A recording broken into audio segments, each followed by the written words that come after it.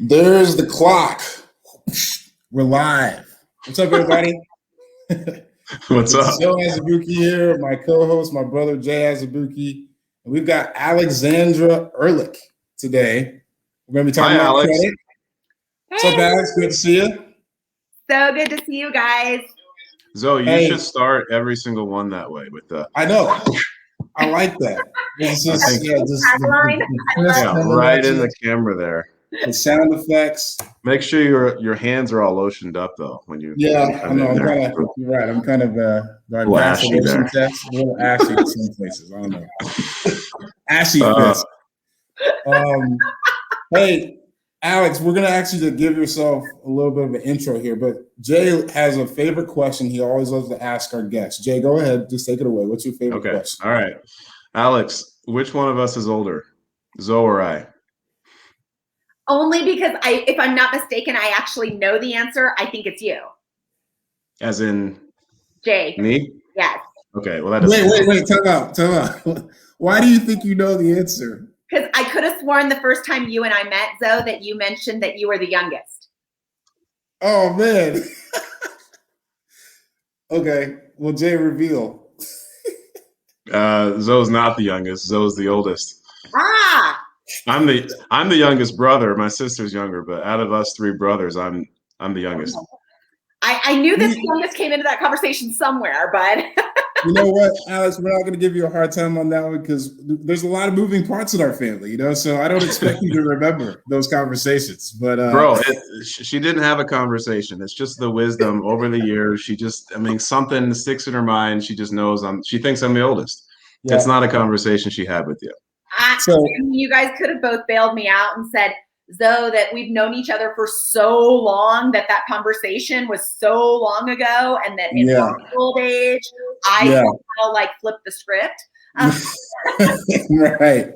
It's Jay's claimed the fame over me ever since we were babies. Him being, everyone guesses that he's the older every single time. It's never failed. So it's his claim to fame. He's going to stick with it. I don't know why I feel so proud about that. It's probably not going to be a good thing here. Once we tip over 40, 50, I'm probably going to want it to be the other way around. Right. Right. So why do I care? I don't know. Anyway. That's a funny little fact. So Alex, tell us a little bit about yourself and just kind of your background. And, we call you the credit expert because you know your stuff on credit, but tell us a little about yourself for those who aren't too familiar with who you are. Absolutely. So a little bit about me. I started in the subprime mortgage world back in '95. I know, before either of you boys were even out of school. Got it. And spent my time getting to know the mortgage industry, the real estate world, really what finance is all about, and have found myself, personally dealing with some credit challenges, dealing with life. And I firmly believe that nobody should be gauged based on the things that they're able to overcome and surpass. They should be gauged based on their intentions. So I found myself in the credit sphere a little over 6 years ago and really have been able to resonate with the way that we don't talk about these things in school. We don't talk about these things over the dinner table. And I feel like we all deserve the right to know the rules of the game, especially when we're forced to play it. Mm-hmm. Yeah. Good. Exactly right. Yeah, and we're excited to have you because this is kind of a little bit of a different conversation that we normally have. Most of our content has been lead generation based, and in our group, Realtor Lender Mastermind, we're all about expanding those conversations so that we can all be better at growing our business. But a big part of our business is our knowledge base, right? And our knowledge of understanding what we do. And when we're able to do our jobs better, it allows for our lead generation activity to be better because we're more trustworthy, right? So one of the things that we want to start doing is kind of putting a little bit more informational content as far as some of the stuff that we deal with on a daily basis. And this credit thing, we all know it has multiple moving parts, but whether you're a loan officer or a real estate agent, even for real estate agents, this is great information to have because a lot of times the borrower or the buyer comes to the real estate agent first, right? And just has these conversations, preliminary conversations about what their buying power might look like. And in our experience, it seems like the real estate agents that are most experienced typically have, hey, what's your credit like? What's your credit scores They have like? that conversation. Around that. So I think even some of the content that we'll be sharing will be helpful for a lot of real estate agents too. So all that to say, we're really excited to have you. I'm going to go ahead and try to post this little sheet that we're going to kind of use as our blueprint of content to talk about today, if you will. Yeah, and while Zoe's doing that,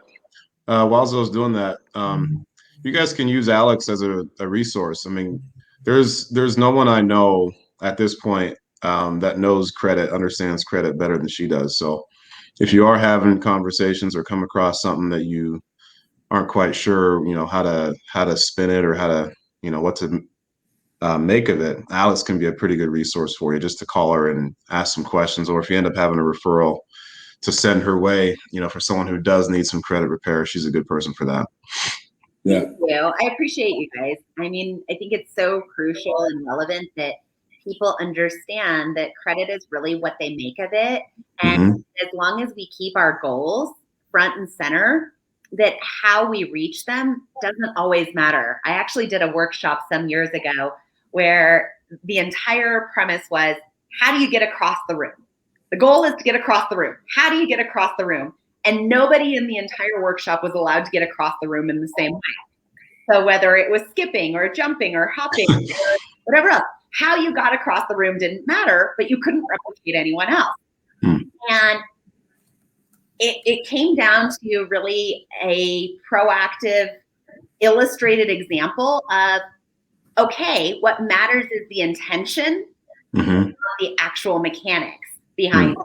I think that credit, home ownership, finances, all of those things, if we can take a step back from what the media shows us, from what we've been told by our friends, our family, whatever else chatter that is, and be aware that that goal is so much more relevant than any of that chatter, no matter what, we're going to win.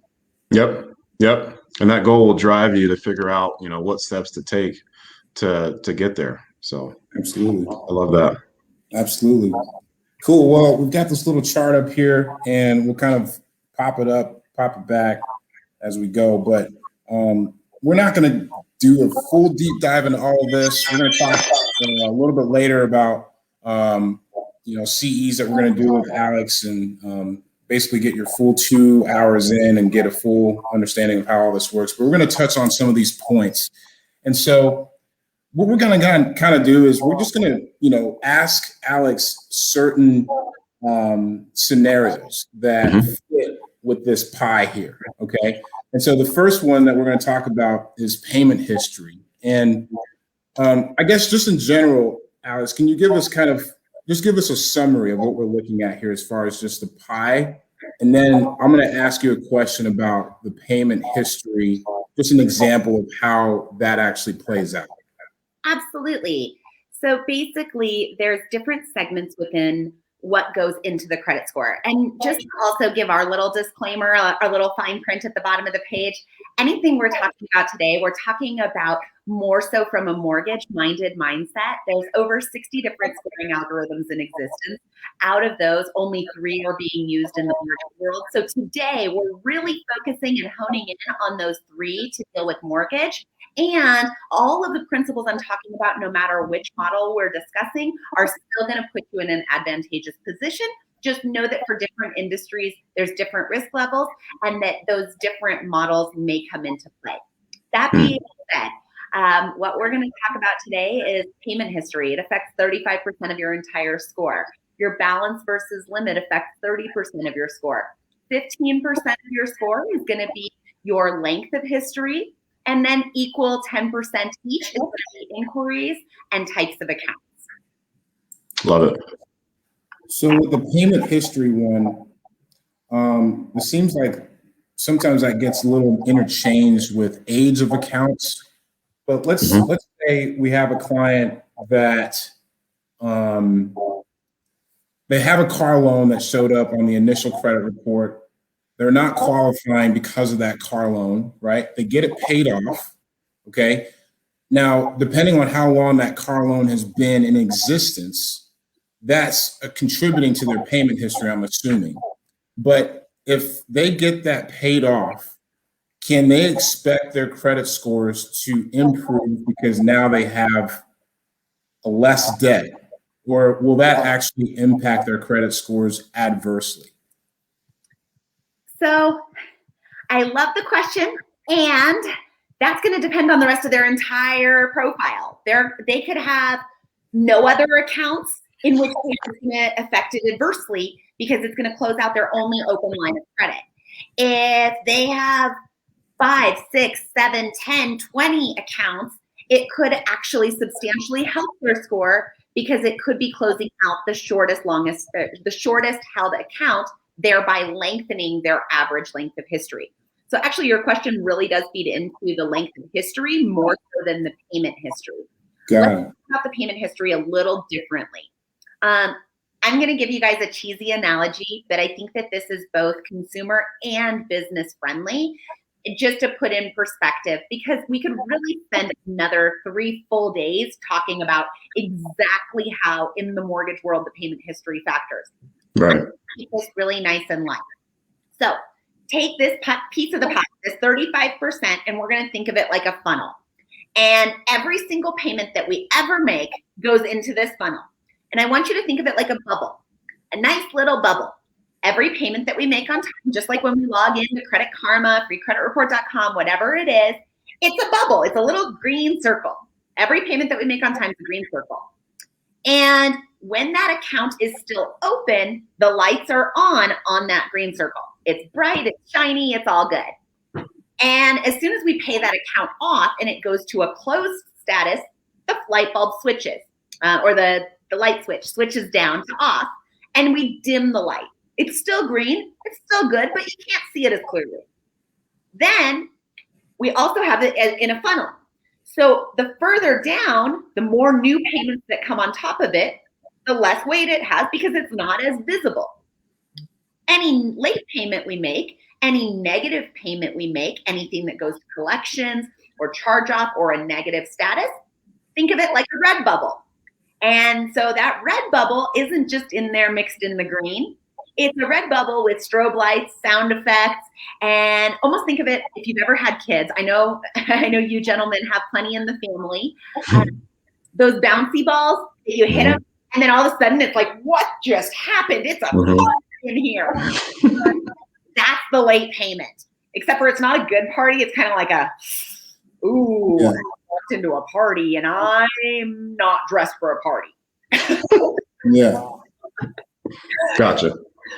And so they're in the funnel. If we have any of those red ones, we want them buried by as many green ones as we can get. We want them at the bottom of the funnel about to fall out. And we want as many of those green ones to be nice and bright and shiny. So we want them in an open status with that light switch flipped up. Gotcha. So that's why when someone has, that one 30-day late or that one, collection, especially if it's recent, like it just happened, the impact on that credit score is pretty dramatic. Because again, 35% of the score is made up based on payment history, and that collection or that delinquency or that, charge off or that 30-day late or 60-day or 90-day, it just happened and it's blaring and it's making a ton of noise and it's causing a huge impact on the score. Actually brought up a really valid point too. Yeah. You went further down this road. Is if we're talking a 90, 120, 150 day late, that's not one red bubble, you guys. That's several, yeah. That's a 30, a 60, a 90, 120, 150. That's 5 blaring red bubbles every month. Mm-hmm. Yeah. Whereas the positive payment, it's just the one green one. Yeah. That makes sense. Again, cheesy old adage, but I know especially with all of us being in the business world, we've all heard it. Something good happens, you share it with 2 people. There's your green bubble. Okay, you can see it. It's kind of cool.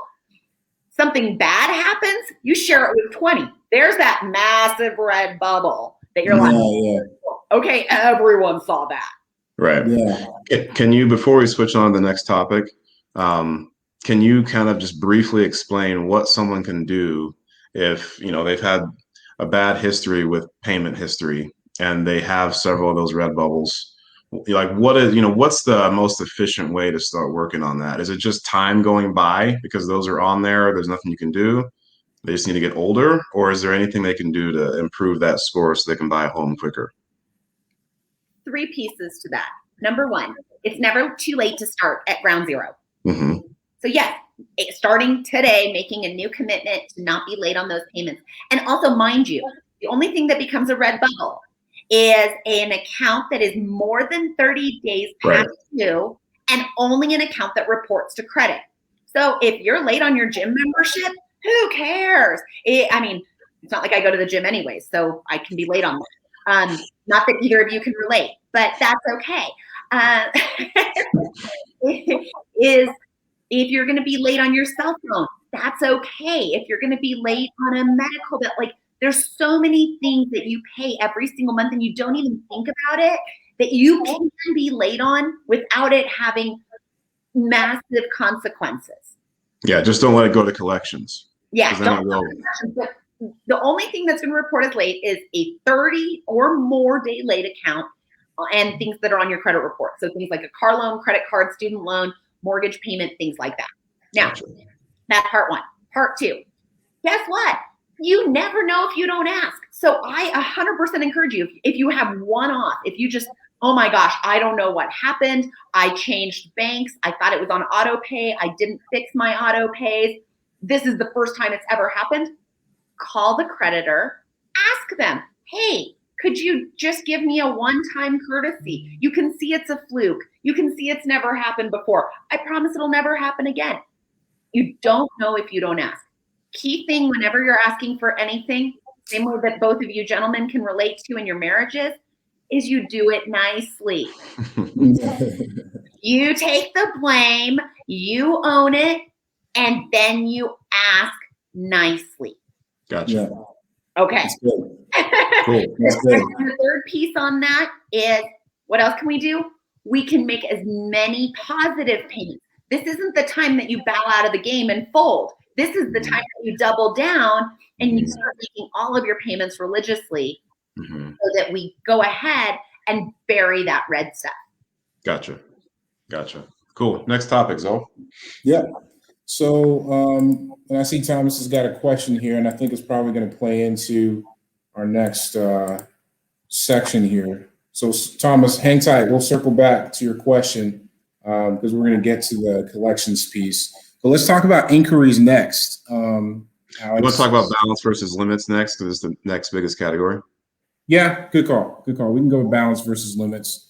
So, so here, balance versus limits is, obviously we're talking about the amount of money. Let's say you got a credit card and, oh wait, black. Hold on, let's keep it up. Okay.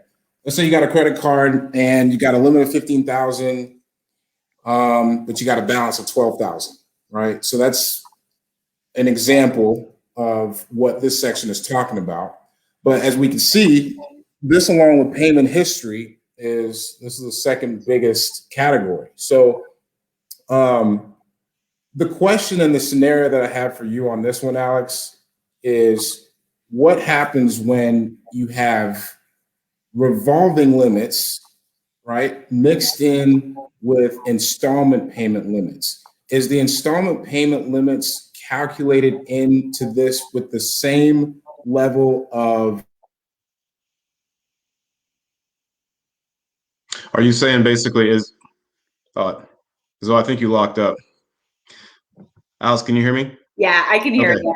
Okay. I'm gonna finish asking his question. It's okay. So I heard it. I got it. We're good. Yeah, the balance versus limits, is it for revolving debt only, or is it including installments too? Okay. So thank you for teeing me up perfectly, because yes, it is for revolving only. Now let's talk about what is revolving and why does that matter.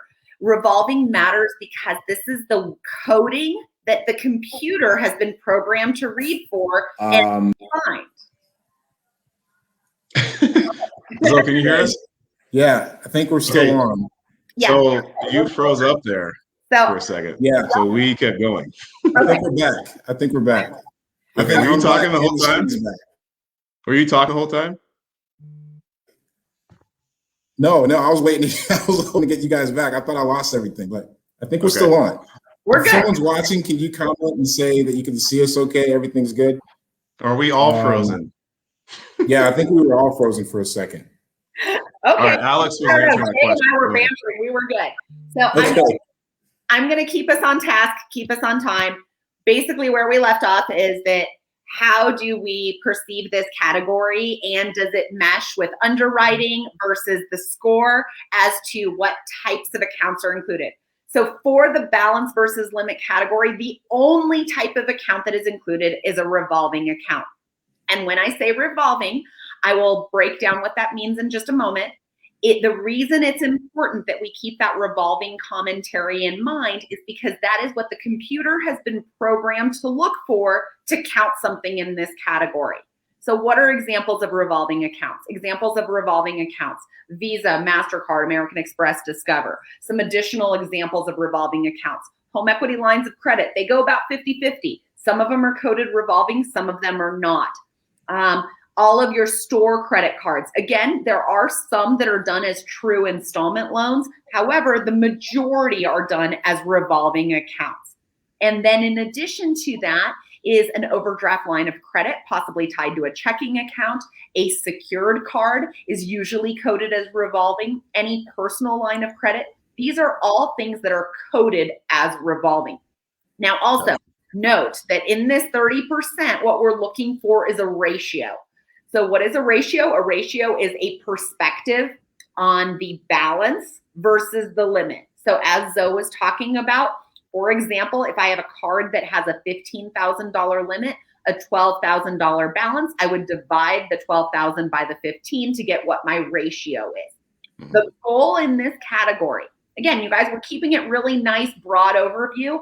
The goal for any account that we have that is open and in a revolving status is to have the balance at 10% or below of the limit. And actually, it's 9.9999999999999 indefinitely.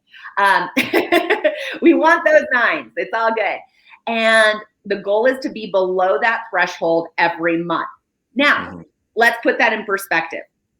First off, the common misconception when it comes to revolving accounts is that all of them get grouped together. They don't. That only happens from the underwriting side, not the score side. So on the score side, each and every one of these accounts is going to hold individual and equal weight. If you guys ever want to hop on, and I've got an entire video about this, about credit card usage on my Facebook, on my LinkedIn, that I'd be happy to have you guys link up into the comments. But really what it means is if I only have one credit card, it counts for 30% of my score, whatever the balance versus the limit is every single month. If I have 30, each one only counts for 1%. If I have none, this is 30% of my entire score that I'm not even playing on the board game of life.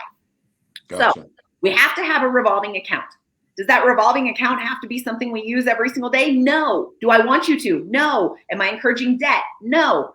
I am saying, though, you have to play the game to win it. So one way or another, you have to have at least one revolving account, and the goal is to have the balance as close to 10% or below of the limit every single month. Now, next question I get asked all the time.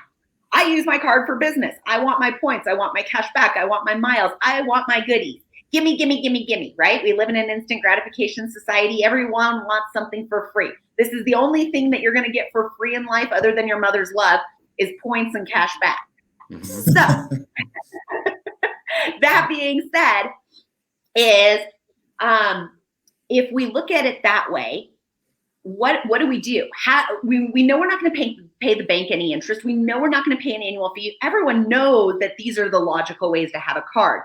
What I want you to do is look at the statement cycle close date, the statement ending date. And I want you to change the way you pay your bills to paying it the day before that day, every day for the rest of your life. Here's why. Whatever the balance is on that day is what reports to credit.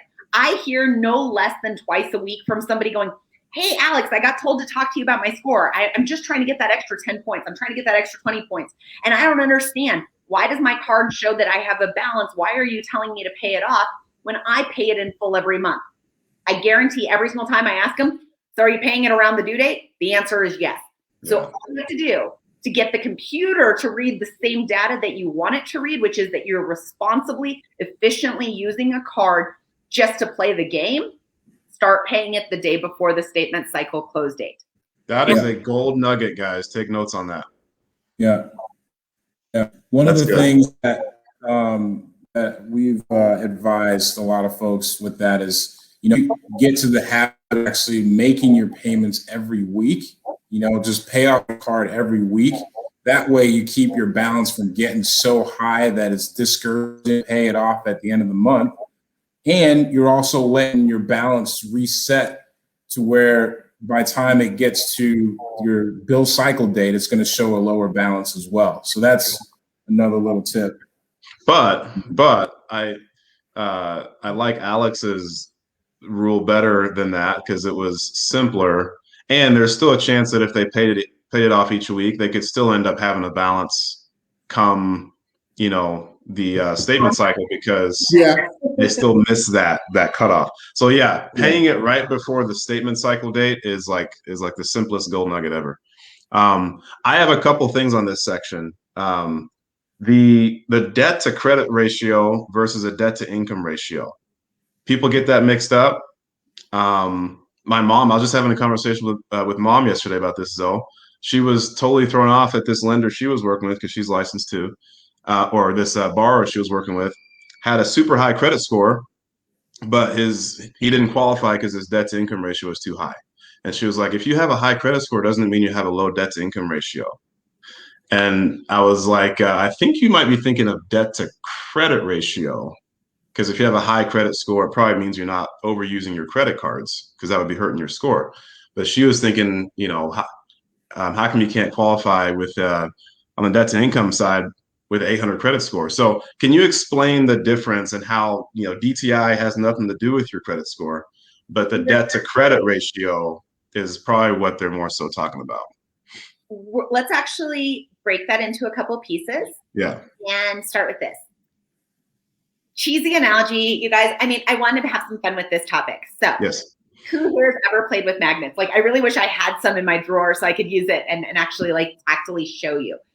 But I mean, all of us at some point in our lives have played with magnets. And what happens when you try and push the two same polars together? There's that bubble. And you're like, I want to break the bubble. I can't pop the bubble. And I want you to think of credit and underwriting as those two magnets. We have to flip the script to get them to coincide. Otherwise, there's that bubble. So when we're talking actual debt to income ratio, there's so many things that go into that. I mean, we're all self-employed. We all know a million self-employed people. Half the borrowers we talk to have just changed jobs, quit jobs, don't get jobs, have weird unemployment. I mean, in this day and age, who knows what's going on? Mm-hmm. With that being said, how much of our income don't we get to count? But it's in our bank account. So therefore, when we talk about how does it show on the report, you might be paying everything on time, 100% of the time. But according to the debt to income ratio on paper, they can't match. It's much harder to manipulate a debt to income ratio than it is to manipulate a credit report. Or to manipulate my ex-husband. All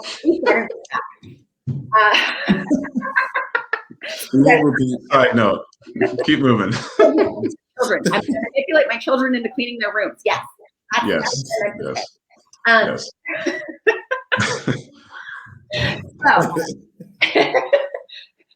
let's get back on track. The other piece to that, debt to credit utilization. I really hate that terminology. I know it gets thrown out a lot. I really like saying balance versus limit ratio, because you don't have to have debt to have credit. Right. I'm saying we're encouraging debt. I am 100% saying if you have 30 cards and you don't want to use them, you want to pay cash for everything, guess what? You're going to go take a 2-day shopping trip twice a year. You're going to go buy something at all 30 stores or on all 30 cards. And the next day you're going to do a circle back the opposite direction and return it all. It's not debt. It's about playing the game to win. So yes, they are very different ratios, and hopefully we can be cognizant and shift the way we use the vocabulary to more accurately match the perception of what we're doing. You also brought up a really great point that I do want to touch on for half a second, which is your mom's perception that, okay, well, wait a sec. If I have no debt, or how do I use my bills to be able to show on credit that I'm a responsible borrower? I might be the person that I am that has 30 credit cards. I can max 2 of those out every month and only lose 2% of my score. No big deal. And I could carry a balance forever and ever and ever. And they might be my highest limit cards. Those might be the cards that have $10,000 limits, and all my other cards only have a $100 limit. And those are the ones that are sitting at 0 every month. But the way that the computer doesn't discriminate against wealth, doesn't discriminate against socioeconomic status, doesn't discriminate against location. The way that the score is programmed to be completely non-discriminatory is to say that all of these accounts have equal value. That's good. Yeah, the explanation that you gave there is really good, Alex, because that kind of helps. It's just a basic understanding of kind of the thought process behind these mechanisms of credit, because there are a good number of moving parts. But yeah, I like how you're explaining that. And kind of gives some clarity. Thing in this day and age, again, if you guys are just taking some quick little bullet points and nuggets away from this conversation, in this day and age, it is super important that you're using every single card you have at least twice a year. I really, in my perfect scenario, want you to use every card every quarter. If you're not familiar, that means every 3 months, to buy a pair of socks. So in my household, that means I'm buying at least 20 pairs of socks a year. That's pretty spot on. With a couple kids, everything else, the dryer eats at least that. And Alex, is that because if you don't use the card, if it's just sitting there, like, is this kind of across the board how every institution handles it? They'll eventually close out the card, or is that something that the bureaus kind of say, hey, we've noticed there's no activity, and they kind of force the creditor to close out the account? They don't force the creditor to close out the account. What we don't get told as consumers is that every creditor pays to report this data to the clearing houses, to the credit bureaus. They pay to report this data. So if you're not using the account, they're not making any money, then why are they going to spend money to report this data? And account goes to inactive, that again turns that light switch off, shifts the entire playing board. And another reason, just like you said, is exactly that. An account will go get closed organically due to inactivity. This just happened to me last year. One of my favorite credit cards, and I'll be fair, I'll go ahead and give the store the plug. Restoration Hardware, love them. I buy new towels about once every 18 months. That's just how it rolls in my household. And I buy them at their outlet. Well, last year, due to COVID, guess what? I didn't go to the outlet. And I've had this credit card for 15 years, has a substantial limit, pretty much never has a balance because of the substantial limit and because how often do you need furniture and towels? They closed it off.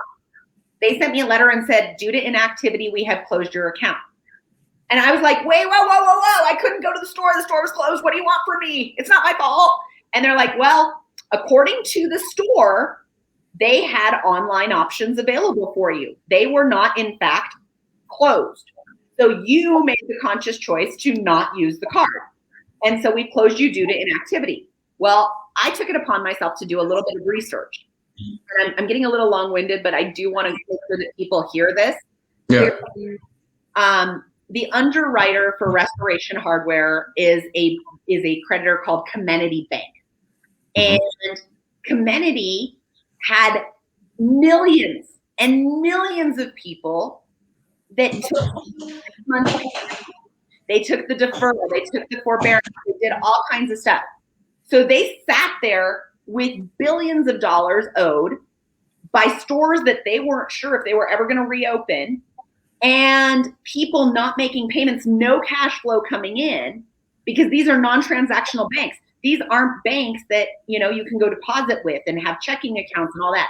They were just sitting there going, what's going to happen to us? So they started limiting their risk to be accountable to their share and stockholders. And they either slashed people's credit limits or closed everybody who hadn't used the card in 90 days off to mitigate their risk. Yeah. Makes total sense. Yeah. How'd that impact your score, if you don't mind to share? I'm the person with 30 cards. It had almost no impact, but it did shorten my history. It was one of my longest standing accounts. Here's another example. 2 years ago, or was it 3 years ago, whatever it was, when Toys R Us closed, that hit my score for about 12 points because it truly was my oldest, longest standing credit card. Wow. Gotcha. That makes sense. Good stuff. Back in the day, Montgomery Wards, that one hurt me. That one hurt a lot of people. You guys, let's get real. In light of the last year and a half of our lives, how many stores that we might have considered our bread and butter are on the verge of shutting down or are already going through that process? Right. Yeah. Yeah. Pick and choose accordingly. This is where I say you definitely want to have more than one revolving account. You want to hedge your bet. Yeah. Gotcha. Makes sense. Yeah, that's good stuff. Let's move on to the kind of the last three. We'll kind of couple in here is inquiries, account types, and age of accounts. And I know one of the account types, we'll get back to Thomas's question here. I want to have that addressed because I think that's something actually a lot of people are a little confused about, is how medical collections and payments and all that kind of play a role into this. So maybe we'll start with that question. And then we can talk about all these three sections in one, if you will. But Alex, talk to us a little bit about that. I don't know if you're able to see the question on the chat, but how do medical bills affect one's credit, paid on time versus collections? And I'm assuming, you know, if we're talking about them being paid on time, they wouldn't be on there. Correct. Recorded, so yeah, they're not going to be recorded. There's a difference between, okay, I'm at the doctor's office, I'm at the dentist, I'm being proactive. Hey, doc, yeah, I really can't pay you in full right now. So what can we do? Hook me up. And what can we do a little here, a little there? Can I trade you? What can we do? That's one thing. That's a off the record, as far as the credit report's concerned, payment arrangement, no big deal at all. Mm-hmm. And as far as once a medical bill goes to collections, a medical bill from a removal standpoint, I know plenty of people in my industry would hate for me to say this out loud, but it's low-hanging fruit, people. Thanks to HIPAA, this is for everybody out there. The minute you have anything medical, if it actually hits your credit report, you don't need a professional. You don't need somebody else to do it for you. Write an old school paper letter mail piece of paper that you address to the bureaus and say, hey, this account does not meet the Fair Credit Reporting Act. I don't know what it is. I can't verify what it is because guess what? You can't. It says medical. How are you supposed to know who or what that medical is for?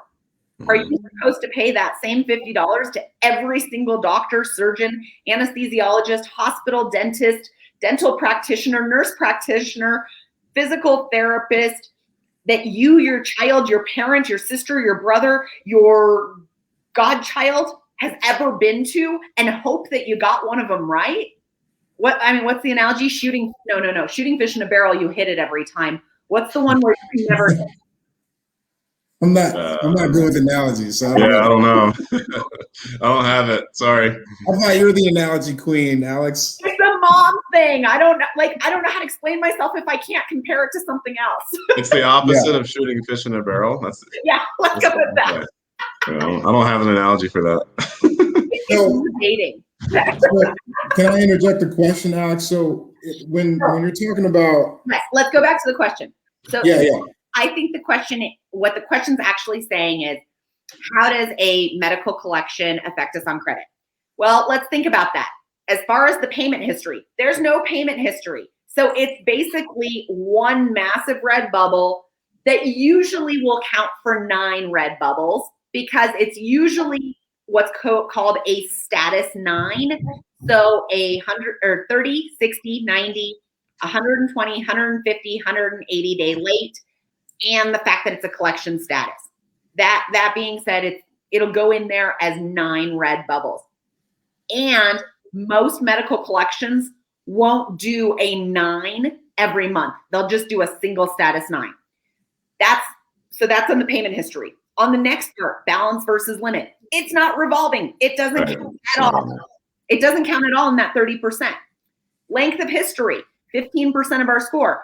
That medical collection could be our oldest, longest standing account, so it actually might be helping us in this category. Next 10%, types of accounts, mortgage, installment, revolving, and other. That medical collection is probably the only thing we have in the other category. So again, it's an area where it could be helping us. Inquiries, it doesn't count at all. So in the grand scheme of life, is a medical collection going to be life or death? As far as your credit is concerned, no, not at all. As far as getting it removed, super easy. And here's the icing on the cake. 90% of all collection agencies that deal with medical collections actually offer letters of deletion as soon as the account is paid. Now, the other part to this question that I think you said it was Tim that asked it. It was Thomas. Sorry, I knew it started with a T. I apologize, Thomas. I believe what Thomas was asking is there any difference between a paid in full versus a settled versus a withdrawn medical collection? None at all. It doesn't matter at all if it has a 0 balance, if it has $1 million balance. The only difference that it makes is whether it's reporting that 9 status continuously, repeatedly, month after month, or if it just reported it, left it on there, and let it sit in age.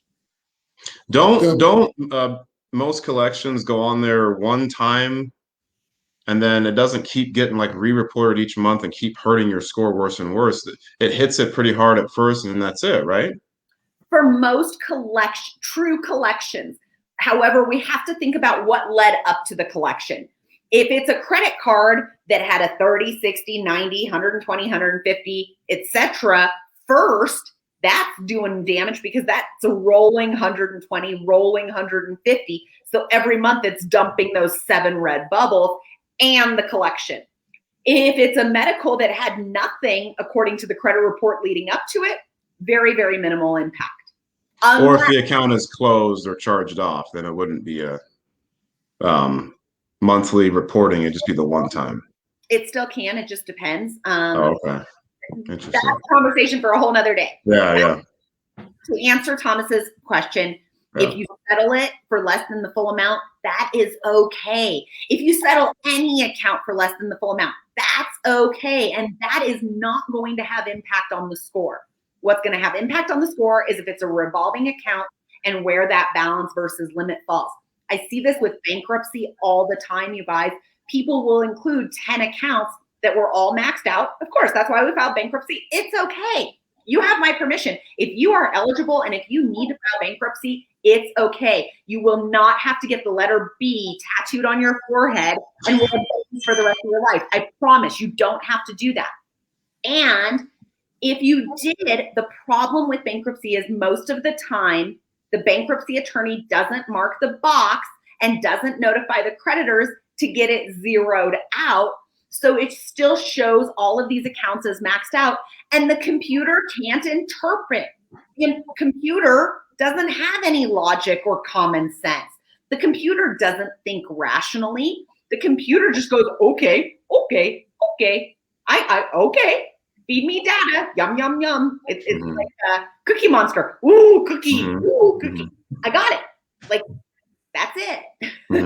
Yeah. Gotcha. So a few questions to wrap up with you, Alex. It's been great having you. It's great content. Anyone else is watching, if you want to post questions, we'll kind of go into some Q&A right now. And then obviously, if you watch it after the live broadcast, just post your comments and Alex can respond. But my question is, I'm thinking of the real estate agents that's on this group. And, they're not the ones to look directly at credit reports. But they're engagement level with the buyers are sometimes more than us loan officers. So my question is, what's a general kind of good way to have that conversation with buyers, potential buyers, just initially without poking too hard, but to kind of get an idea of where they stand? Like just kind of a slew of questions of obviously, okay, what's your credit score? But to understand potentially what could be a snag or, for a borrower to, look kind of promising before they hand it off to a lender or recommend that they take the next steps. I actually go a really different direction with this personally. And that's both because of my background in lending and how I wanted to have a borrower's mentality be when they spoke with me, as well as even my experience as a consumer and how I immediately felt labeled and cornered depending on how this conversation went. So here's a scripting that I like. And could one of you gentlemen possibly role play with me? I'll do it. Thank you, Jay. So, hey, Jay, I'm so excited that you want to buy this house and that you want to get into home ownership. Do you happen to know where your credit currently stands? Like my score? Yeah, or just where it stands as a whole, where you believe it to be? Credit Karma says it's at like a 620, 615, somewhere in there. Dang, that's a horrible score. What are you doing with that? My brother's on the call with us. I'm eavesdropping. Yeah. That's awesome. Did you happen to look at the report? And do you have anything that you'd like to share or discuss with me about the report itself? I don't really look at the report very much. I just look at the score. I don't know what I'm looking at when I look at the report. Awesome. You know what I'd really like to do? I'd like to have you talk to my lender so that we can figure out really all sides of this as to whether we should start shopping right now or if we're a little ways out from that shopping process, as well as what we're looking at for qualifying and dollar amounts to shop for and what that's going to look like for you. I do have several different lenders I work with, has different caveats and things that they do exceptionally well. Based on where you're telling me that you currently stand, I personally think that this would be the top choice to call first out of the three options. Okay, that sounds good.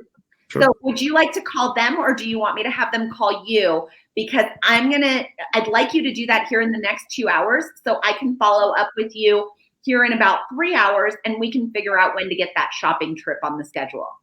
You can have them call me. That's fine. I'll probably forget. Perfect. Is that it? That's it. How'd I do? You did incredible. So that was good. Difference. I was open. I was receptive. No matter what answer they gave, I didn't shoot it down. And that's key. That's part of the reason that I love working with you gentlemen is that you have so many program offerings. You really can do an extensive range. Sometimes I'd also maybe go a step further somewhere in that conversation and say something like, hey, Jay, do you happen to know about how much money you have currently available towards a down payment? Or did you have something different in mind based on a friend's, family member's experience or your own research? Should I answer that? Oh, you're role playing. I have $24,000, $312.40. Okay, perfect. Well, knowing that you might need to use some of that for things like inspection, appraisal, as well as moving costs, you know what? I think we're going to want to also look at what are some of our additional options to see if we can get you any free money towards the additional costs of getting into a home. The thing is, the minute you say $24,000 to me here in the state of Colorado tells me that you're not going conventional. That tells me maybe I should ask you another question, which is, do you happen to have any military service? If I automatically know as an agent, as a lender, that possibly VA is in mind, I can throw most of that score conversation out the window. If I know we're going FHA, if I know we're going CHAFA, I can throw over 50% of that score conversation out of the equation. Gotcha. Makes and sense. I can point the client and the lender in the right direction. Gotcha. So you would recommend to an agent, to basically don't really have that conversation. Is that what you're saying? You're gonna have it for the right reasons. What do you want to do as an agent? Okay, are you gonna do the application? Are you gonna go ahead and qualify them? Do you also have your NMLS? Are you gonna go ahead and run a payment calculator and figure out what loan program, what loan amount, and then go shopping before they ever get a pre-qual? Not in this market. I mean, guys, let's all be the professionals that we are and stay in our lane. I don't say that to sound catty or standoffish. It's really not coming from that place. It's coming from the place of, if we all respect our individual time and the fact that we should trust our partners as partners, then we can't fail if we do it from that standpoint. Yeah, that's really good. Yeah, I mean, it's the thing I love about our business is it's a relationship business. You know what I mean? It's dealing with people. People are different. Everyone's going to come to the table with a different set of situations, right? So sometimes, agents find themselves having these conversations with buyers more than the lenders, just because the relationship was preliminarily established with the agent, or maybe it came from the agent. I find myself in a lot of scenarios where we'll pass out the conditions and we got approval conditions and stuff. And the buyer goes back to the agent with all these conditions. And even after we told them, hey, give us a call if you have any questions. We follow up with them. We try to give them that service. But for some reason, they're just more comfortable talking about the stuff that has to do with their finances with the agent, and then sometimes it's the other way around. So I think it's case by case. But I think, Alex, what you talk about is a great initial perspective to have as far as addressing those initial conversations and making them feel comfortable to talk about whatever it is they feel comfortable talking about, whether it's the lender or the agent. And the key thing being, it's never a no, it's a when. And, by asking these really open-ended questions and having these really open-ended statements, we're building trust and rapport and conversation that probably is 90% more relevant than the score. Okay, great. I don't care if your score is a 420 and your name's Snoop Dogg and you're 420. But I do care if you don't have a job and you just signed a 3-year lease. Those are the things that I hope come out of us taking the conversation down this path. Yeah. That's really good. Makes good sense. Awesome. Cool. Well, hey, we're at 52. What was that, Jay? We're at 52. We should probably go. I was just about to say it. We're thinking along the same line. We're pretty much out of time. Are you those age again? What? So it'll be a pretty good-looking 52-year-old. You don't look anywhere near that. That's for sure. And by the way, it looks like Joe answered your question earlier, where you're trying to think of your analogy. It's can't shoot the broadside of a barn. Is that it? Thank you. Yeah, there you go. Yeah, that's accurate. That's accurate. Yeah. Well, thanks, Alex, we've absolutely enjoyed having you. Thanks so much. Everybody, feel free to reach out to Alex individually. She's great, as you can see. And if anyone has further questions, always feel free to comment and chat after the video has been posted. But one of the things that we're also going to be talking about in the near future is actually doing CEs. And Alex is one of our partners for that. So we'll be giving some more information about that. So stay tuned. But for now, I think that's all we got. Jay, you got anything to take us out? No, really. Thanks for joining. Thanks, Alex, for giving us your incredible expertise. Appreciate you. Super we'll have helpful. you on again soon. All right, y'all. Everyone have a great afternoon. Talk to y'all soon. Thanks, guys. See you.